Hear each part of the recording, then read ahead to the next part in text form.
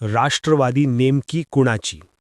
शरद पवार, सुप्रिया सुळे यांनी राष्ट्रवादी काँग्रेस अजित पवारांनी बाळकवण्याचा प्रयत्न केला. त्यांनी चिता जळत असतानाच कट रचला जात होता. सत्तेसाठी ते हपापलेले आहेत वगैरे वगैरे पूर्ण नॅरेटिव्ह जे प्रसारित करण्यात आलं आणि तो यशस्वी झाला. या आनंदाच्या उड्या मारत असतानाच शरद पवारांनी एक घाव घातलेला आहे. शेवटी ते शरद पवार आहेत. त्यांचा डाव ते कधीच खाली जाऊ देत नाही. समोरच्याची पाठ ते बरोबर मातीला चिकटवतात जेव्हा ते ठरवतात ते. आणि त्यांनी आता ठरवलेलं आहे. कधीही तात्काळ प्रतिक्रिया न देणारे शरद पवार काल बोलते झाले. आजही बोललेले आहेत की बैठकीला नसताना बैठकीत काय ठरलं माहिती कसं असेल असं त्यांनी विचारलेलं आहे. मुख्यमंत्री देवेंद्र फडणवीस आणि तटकरे, पटेल, भुजबळ आणि मुंडे या चौकडीला. तसं तर सुनील तटकरे यांच्यासह सगळ्यांना माहिती होतं की अजित पवार हे निर्णय घेण्याच्या मनस्थितीत आलेले आहेत आणि नुसती मनस्थिती नाही तर थेट त्या दिशेने चर्चा करायला आणि पावलं टाकत आहेत हे राष्ट्रवादीच्या त्या सगळ्या नेत्यांना माहिती होतं. परंतु आपल्याला हे जे राजकारण करायचंय म्हणजे काय करायचं, आपल्याला थेटपणे निर्लज्जपणे मड्यावरचं लोणी खायचंय आणि ते खायचंय कारण की पुढचे 3.5 वर्ष निवडणुका नाहीयेत. कसंही करून आपल्याला मंत्रिपद हे आपले शाबूत राहिले पाहिजेत आणि मुंडेंचा पुन्हा त्याच्यामध्ये मंत्रिमंडळामध्ये समावेश झाला पाहिजेत. पटेल हे कोणाला पटो अगर न पटो राष्ट्रीय अध्यक्ष झाले पाहिजेत वगैरे वगैरे ते सगळं. आणि सुनील तटकरे यांना केंद्रात मंत्रिपद हे असं काहीतरी त्यांचं ते शिजलेलं होतं. आणि मग दैनिक लोकसत्ता असेल, इतर अनेक प्रसारमाध्यमं असतील, त्यांनी जे उघड पाडलेलं आहे देवेंद्र फडणवीस यांच्यासह या चौकडीला, ते लक्षात घेऊन शरद पवार तात्काळ आता प्रतिक्रिया द्यायला लागलेले आहेत. आणि ते कशा यासाठी त्यांनी जो घाव टाकलेला आहे. आणि हा व्हिडिओ आवर्जून जपून ठेवा. जे काही याच्यामध्ये तर्क मांडला जातोय तो 100% होऊ शकतो अशा पद्धतीचे मुद्दे आहेत.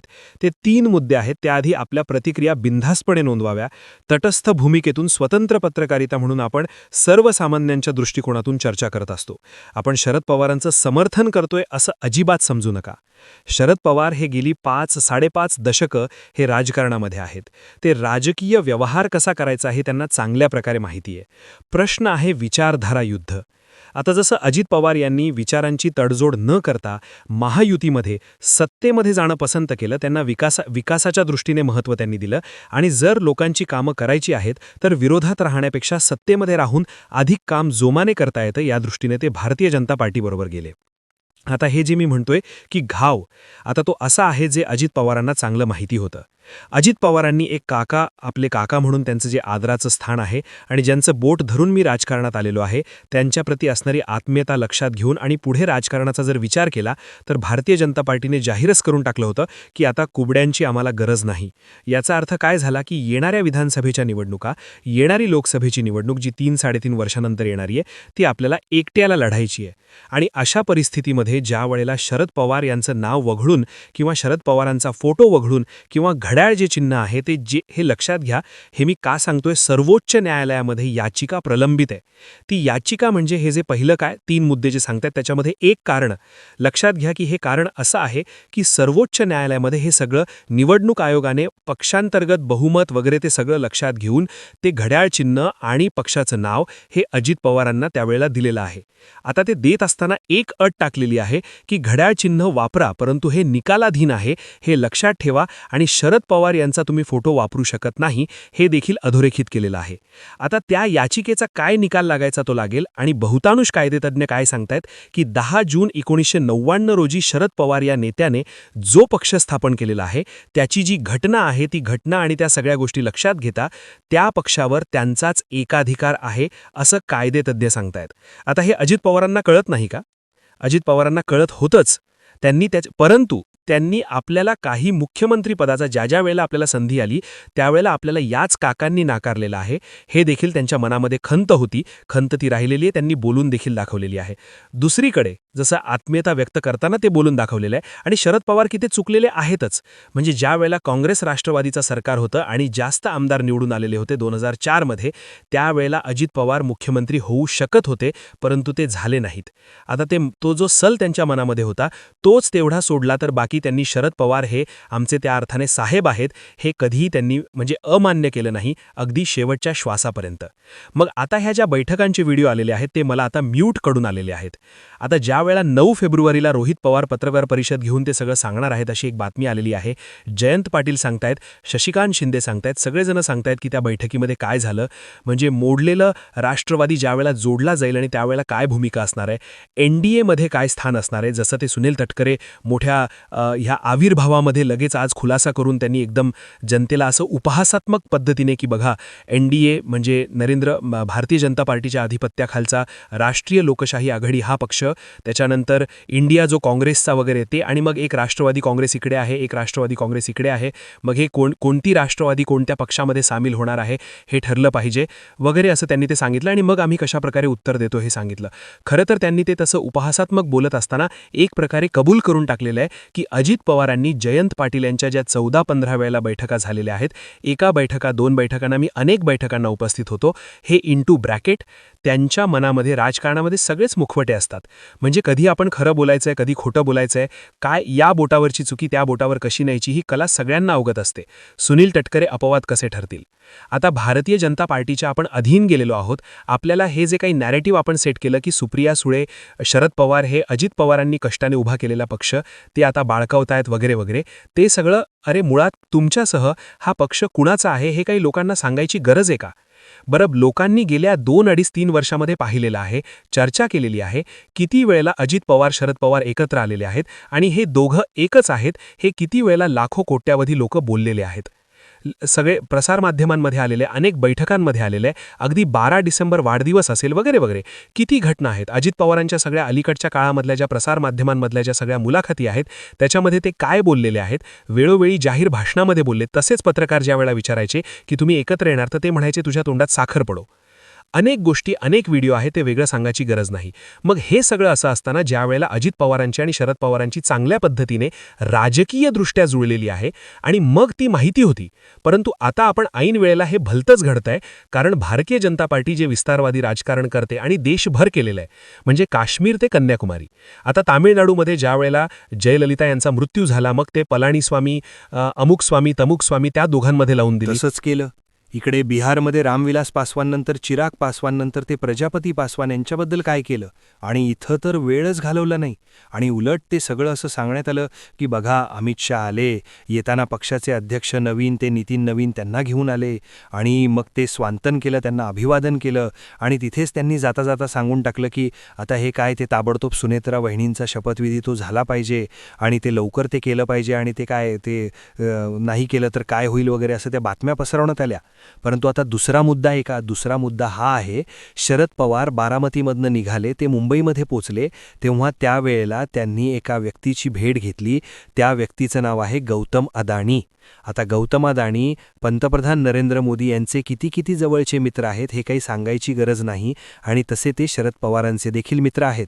आणि मग ज्यावेळेला 2019मध्ये ज्यावेळेला ती बैठक झाली, भाजपबरोबर जायचं वगैरे असं ते सगळं झालं, आणि शरद पवारांनी ऐन वेळेला येऊन ते हे केलं, गुडमजाव केलं, आणि ते काही झालं नाही. मग नंतर ते प्रफुल्ल पटेल काय म्हटले की आता मी देखील लोक माझा सांगतीप्रमाणे काय करणार आहे, मी माझं आत्मचरित्र लिहिणार आहे. आणि ज्या वेळेला मी शरद पवार यांच्याशी दिल्लीमध्ये असताना एकांतामध्ये बोललो होतो त्यावेळेला ते मला काय म्हणाले हे सगळं मी माझ्या आत्मचरित्रामध्ये मांडणार आहे.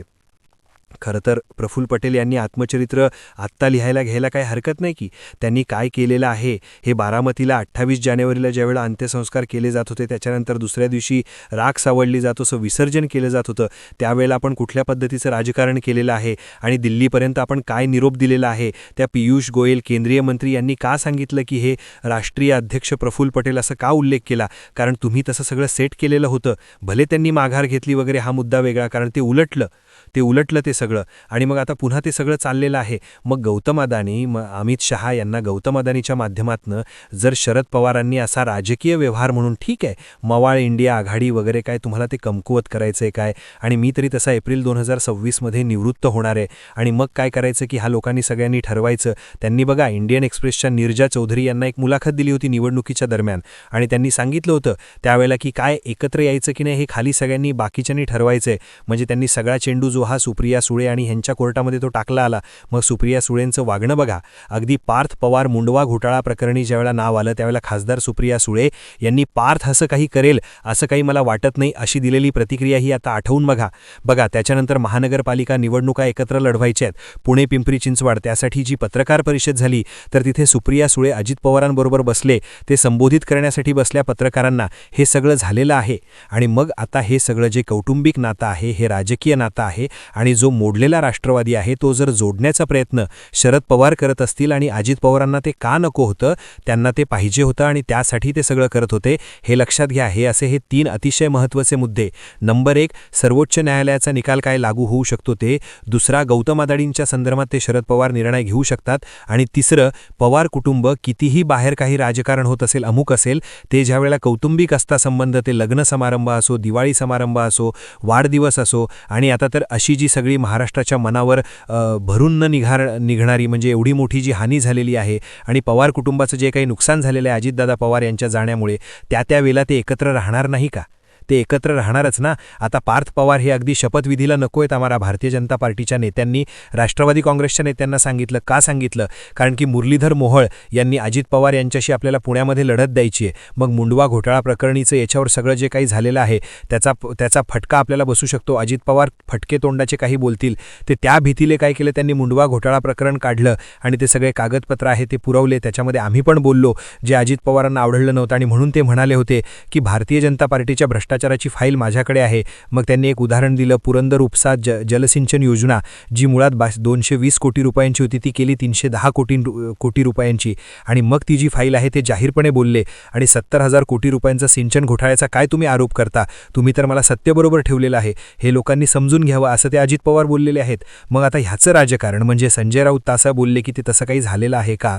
त्यांनी तर फार गंभीरच बोललेले. ते ह्याच्यामध्ये आपल्याला जायचं नाही की हे काही कट घातपात वगैरे काय, मग ते अमित शहा, मग ते कसं तडीपार वगैरे, ते सोहराबिन शेख त्यांचा एन्काउंटर फेक तडीपार, ते सगळे बोललेले, ते मला आठवलं वगैरे असं ते राऊत बोललेले. ते राजकीय वार पलटवार होत राहतील. परंतु मूळ आत्ता प्रश्न काय आहे, शरद पवार हे म्हणजे अंगाला तेल लावलेला पहिलवान अमुक तमुक, आत्तापर्यंत त्यांना जितक्या उपमा दिल्या गेल्या त्यावेळी बाकीच्या कोणत्याच राजकारण्याला दिल्या गेल्या नाहीत. तुम्ही एक लक्षात घ्या, ज्यावेळेला अटल बिहारी वाजपेयींचं केंद्रामध्ये सरकार एकमताने पडलं, ते एकमत ते कोणाचं होतं? तर ते बहुजन समाजवादी पक्षाचे, बसपाचे कोणत्या?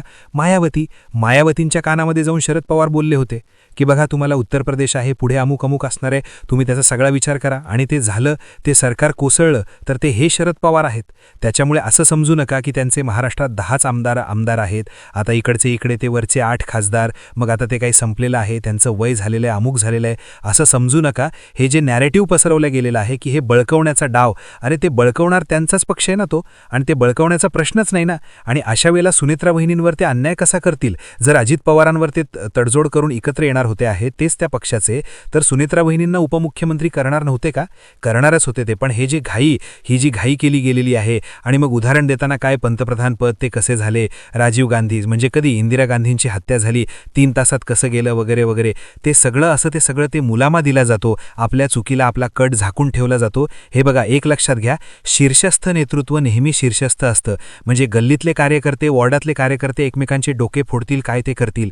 शेवटी निर्णय कोण घेतात? राज्याचे नेते घेतात. राज्यामध्ये काय जी लुटुपुटीची लढाई काय होते त्याचा निर्णय कोण घेतात? हायकमांड घेतात. आता ते हायकमांड शब्द होता काँग्रेसच्या काळात. आता शीर्षस्थ नेतृत्व, आता शीर्षस्थ म्हणजे कोण आहेत? पंतप्रधान नरेंद्र मोदी. पंतप्रधान नरेंद्र मोदी यांना शरद पवारांचे 8 खासदार नको आहेत का?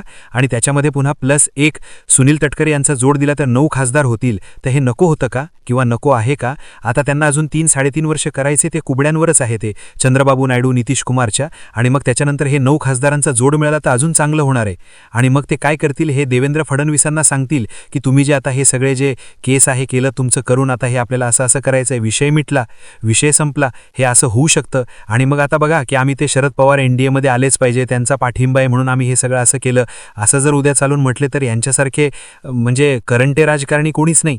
म्हणजे तुम्ही कुठल्या वेळेला कुठले डाव खेळताय, घटना काय घडलेली आहे, काय प्रसंग आहे ते लक्षात न घेता अशा पद्धतीचं डाव तुम्ही खेळताय. आणि हे महाराष्ट्राला काय आवडलेलं नाही. राजकारण तर सगळेच करतायत, शरद पवार तर महाराजकारणी तिथं करतायत, त्याच्यामुळे तो राजकारण हा विषय बाजूला ठेवा. पण एक माणुसकी म्हणून म्हणजे कुठे म्हणजे माणुसकी हरपूल अगदी त्या म्हणजे असे शब्द यावेत प्रत्येकाच्या नोंदी की बघा माळ्यावरचं लोणी खायला निघालेत हे सगळे, एकाला काय ते छगन भुजबळ यांची सुटका झाली एडीमधनं, ते अगदी तावातावात आता मस्त ते डोलत बोलायला लागलेले, ते धनंजय मुंडे आता मुंडाळ्या बांधून बसलेले, आपला नंबर लागू शकतो. मुंडे मंत्रिमंडळामध्ये प्रफुल्ल पटेल, तटकरे यांनाही साध्य करायचं आहे. बघा सुनेत्रा वहिनी पक्ष भावनिक वगैरे ते असं तसं करून ते सगळं चाललेलं आहे. अतिशय केविलवान आहे आणि हे महाराष्ट्राला ते बघावं लागतंय, हेच दुर्दैव आहे. तर धन्यवाद. हा व्हिडिओ आपल्याला आवडला असेल अवश्य शेअर करा, सबस्क्राईब करा आणि आपल्या प्रतिक्रिया कमेंटमध्ये नक्की